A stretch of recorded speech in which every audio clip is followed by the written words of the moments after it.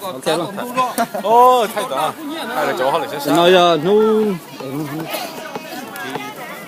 ，có bé hôm nay à thôi rồi có bé ở phần đó, người có tí lô lúc phải đi người tìm bé lô, tụi nó ya có tụi tí lô, đa, những anh lúc phải đi, sao có món lô hay lô, à bắt lô à, để núp lót cho xong đi là sao, trời, thông lần đi tay bỏ vô, chạy tí lô này chúng lô hay là thấy mà món to là từ, đâu có hay lô, nâng có hay lô à.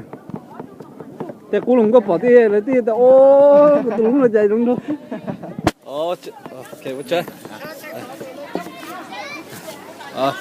tụi nó cuối tuần thôi giờ lỗi tụi đây tụi sinh gì tụi có bài chơi đâu hay YouTube chơi tiêu tao chăm mà mua lồng câu nhẹ chơi trời ok tao lấy tao chăm mà đây không thấy được không nó bây tao tàu là xịt theo nó tập trung là nó lười sát cân cầu tiền theo mình cho ok là nó quý tụi tiêu tiền xin bấm hai lo chỉ to cùng bên nữa nào không ai chỉ to ok rồi cái đấy hay luôn luôn ok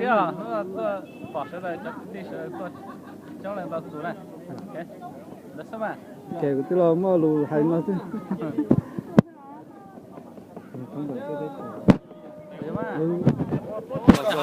đồng xe kiểu xong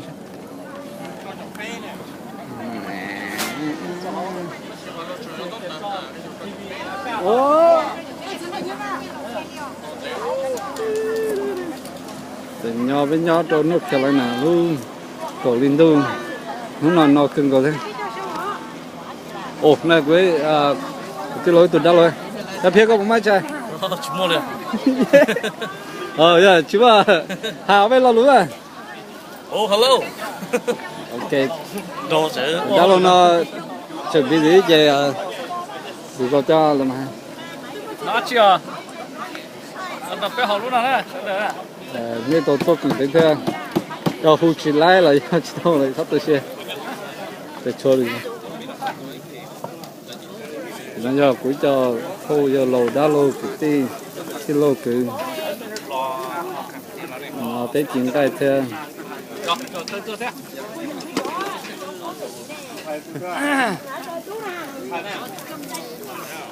chứ quý sinh rồi nữa quý sinh rồi nữa quý tù hello chứ hello á ini teh International news ha. YouTube mà ok mà tụi tiêu lò này để chạy tên tụi lú tụi nhau từ là tụi cúi rồi Có mà hay có cái chạy vô củ lứa đó, có lứa đó. ai YouTube ra Cái chạy vô củ nhà có cái cô. tụi tiêu lò nó mình chỉ sao mới vậy tổng tôi là từ YouTube ra lo gì đóอยู่ว่าหรือมาต่อจอดนู่นเลยก็จอดอันคับว่าแล้วที่พวกอยู่ถาม ok thay ra khi chơi giờ cũng đâu là phụ จอดนู่นเลยก็ đúng rồi đấy để xong ok